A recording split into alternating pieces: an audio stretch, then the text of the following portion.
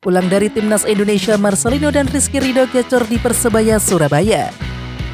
Update ranking FIFA usai Piala AFF 2022, Timnas Indonesia tetap di tempat.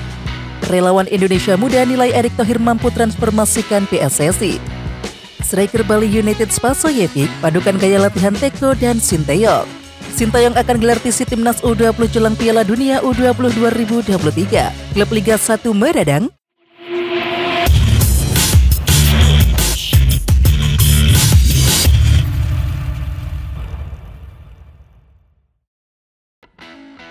Bek Timnas Indonesia Pratama Arhan terlihat sudah mengikuti pemusatan latihan atau TC Tokyo Verde jelang musim baru J2 Sebelumnya, Pratama Arhan sempat dirumorkan akan dipinang oleh klub lain. Sejumlah klub dikabarkan berminat memboyong pemain yang punya kemampuan lemparan jauh tersebut. Di samping itu, Pratama Arhan mendapatkan jatah libur lebih banyak dari rekan setimnya karena baru saja membela Timnas Indonesia di Piala AFF 2022. Pemusatan latihan hari keempat. Gabung Pratama Arhan di latihan tim, tulis Tokyo Verde dikutip dari Instagram resmi klub, Rabu 18 Januari 2023. Di samping itu, Tokyo Verde sebelumnya juga sudah merilis daftar 33 pemain untuk mengarungi J2 musim ini. Meski bukan bagian dari agenda resmi FIFA, hasil Piala AFF 2022 masih berpengaruh terhadap poin tim di peringkat FIFA. Meskipun tidak signifikan, namun hal ini tetap mempengaruhi pemeringkatan tim peserta di ranking FIFA. Buktinya Timnas Malaysia sukses naik 3 peringkat setelah mengumpulkan total 5,39 poin sepanjang Piala AFF 2022. Sementara itu Timnas Indonesia menjadi tim yang mengumpulkan poin terbanyak di Piala AFF 2022, yakni sebesar 6,67 poin. Sayangnya, tambahan poin tersebut juga belum bisa membuat skuad Garuda naik peringkat dalam ranking FIFA. Dilansir superball.id dari footballranking.com, Indonesia masih berada di peringkat 151 dunia dengan mengoleksi 1040,57 poin. Relawan Indonesia Muda menyampaikan dukungannya kepada Menteri BUMN Erick Thohir yang menyatakan maju sebagai Ketua Umum PSSI. Majunya Bapak Erick Thohir sebagai calon Ketua Umum PSSI menurut saya merupakan langkah yang sangat tepat untuk menuju era transformasi PSSI, ujar CVO Indonesia Muda Deddy Ansari. Di samping itu, ia meyakini sosok pemimpin bernyali seperti Erick Thohir dengan segudang pengalaman nasional maupun internasional dapat melahirkan sejarah baru dalam dunia sepak bola Indonesia. Pencalonan Erick Thohir sebagai Ketua Umum PSSI periode 2023-2027 menuai banyak dukungan dari berbagai pihak. Terkini, ia mendapat dukungan dari BEDA, gerakan anak muda yang mendorong sebagai inisiatif transformasi di masyarakat. Samara Amani dan Pangeran Siahaan yang merupakan CEO Chair BEDA menyatakan dukungan kepada Erick Thohir untuk menjadi Ketua Umum PSSI. Sementara itu, Pangeran Siahaan optimis kepemimpinan Erick Thohir bisa mengakhiri puasa gelar Indonesia, sekaligus memperbaiki persepak bolaan Indonesia juga. Menurutnya untuk bisa menjadi juara Indonesia tidak cukup hanya dengan talenta, tapi juga kemampuan manajerial yang visioner dan berani.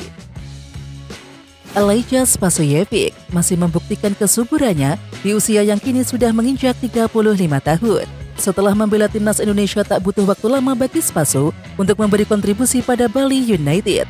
Spaso merasakan dirinya semakin matang usai menjalani pemusatan latihan yang keras bersama Sinteyong. Ia memadukan dengan taktik Coach Teko dan juga Sinteyong di Bali United. Saya pasti improve. Saya belajar taktik yang berbeda. Sebagai pemain saya merasa lebih komplit. Belajar dari Sinteyong dan juga Teko. Meski hanya bermain dalam hitungan detik, tak akan membuat Spaso berkecil hati. Ya kan itu tugas negara. Saya tidak ada masalah. Berapapun menit detik saya siap 100%. Tuturnya. Pelatih asal Korea Selatan Sinteyong akan mulai fokus mempersiapkan Timnas Indonesia U20 jelang Piala Dunia U20 2023 mulai 1 Februari 2023 mendatang. Sinteyong pun disebut akan menggelar pemusatan latihan atau training center di Eropa yakni Turki dan Spanyol. Adapun TC tersebut digelar bersamaan dengan bergulirnya putaran kedua Liga 1 musim 2022-2023. Tentu saja, Sinteyong pun berkemungkinan besar akan memanggil para pemainnya yang berlaga di Liga 1. Thomas Doll dan Bernardo Tavares tentu akan kembali ngamuk ke Sinteyong seperti yang terjadi sebelumnya. Keduanya jadi pelatih paling belak-belakan soal kebijakan pemanggilan pemain ini. Infantino memastikan bahwa Piala AFF akan segera masuk kalender FIFA. Hal itu diungkapkan usai menghadiri final leg 2 Piala AFF 2022 antara Thailand kontra Vietnam di Thammasat Stadium. Piala AFF harus ditingkatkan menjadi turnamen FIFA Days. Kami harus memastikan bahwa liga ini semakin berkembang, kata Infantino. Saya yakin jika kita bekerja sama Piala AFF akan menjadi semakin besar dengan persetujuan FIFA. Turnamen ini dianggap sebagai acara penting bagi kawasan, ujarnya. Infantino menilai bahwa Asia Tenggara memiliki potensi sepak bola yang besar. Dirinya percaya memasukkan Piala AFF ke kalender FIFA akan berdampak positif bagi persepakbolaan Asia Tenggara. Majunya Bambang Pamungkas sebagai calon wakil ketua umum PSSI mendapat sambutan positif. Salah satunya datang dari mantan pelatih Bambang Pamungkas di Persija Jakarta, Stefano Jugura. Pelatih yang akrab disapa Teko itu menilai Bambang Pamungkas adalah sosok yang tepat. Bambang adalah orang yang serius, pasti mau sepak bola Indonesia maju, kata Teko dilansir dari Kompas.com. Pernah merasakan atmosfer bermain di luar negeri, menurut Teko menjadi nilai lebih legenda Persija itu. BP juga memiliki pengalaman berorganisasi. Pria berusia 42 tahun itu diketahui aktif dalam Asosiasi Pesepak Bola Profesional Indonesia atau API.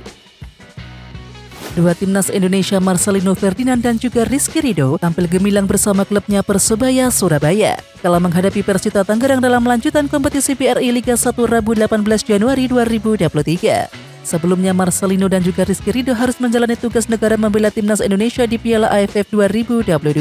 Mereka membantu skuad Garuda menembus babak semifinal. Kembalinya ke Persebaya, Marcelino dan Rizky Ridho langsung mendapatkan kepercayaan dari sang pelatih Aji Santoso. Kedua pemain ini pun tampil apik sepulang dari timnas Indonesia. Diketahui, Marcelino Ferdinand mampu mencetak 2 gol. Bahkan gol pertamanya tercipta sangat indah via tendangan roket dari luar kotak penalti. Sedangkan Rizky Ridho juga tidak mau kalah dari rekan setimnya. Ia sukses membobol gawang Persita dari eksekusi tendangan bebas. Marcelino Ferdinand tampil gacor saat mengantar Persebaya Surabaya mengalahkan Persita Tangerang 5-0 pada pekan ke-19 BRI Liga 1 2022. Dua pemain jebolan Piala AFF 2022 Marcelino Ferdinand dan juga Rizky Ridho tampil menggila dan menjadi tokoh utama kemenangan tim Persebaya Surabaya atas Persita Tangerang. Marcelino mencetak brace pada menit ke-27 dan 47. Lalu Rizky Ridho berkontribusi lewat free kick cantik menit ke-63. Persebaya kembali menambah gol lewat penalti Paulo Victor pada menit ke-82. Kemudian, pesta gol tim tamu ditutup lewat sepakan Keraso Yamamoto 3 menit jelang waktu normal tuntas. Dengan kemenangan itu Persebaya naik ke posisi 8 dengan 25 angka. Sementara Persita tertahan di peringkat 8 dengan poin yang sama. Oke Timnas Lovers, siapa kita? Kita Indonesia. Ayo kita dukung terus sepak bola tanah air Indonesia. Jangan lupa dukung terus Garuda Raya Channel dengan subscribe, like, dan komen karena saran dan kritik kalian sangat bermanfaat untuk perkembangan channel ini. Tungguin video selanjutnya dari Garuda Raya Channel. Salam olahraga.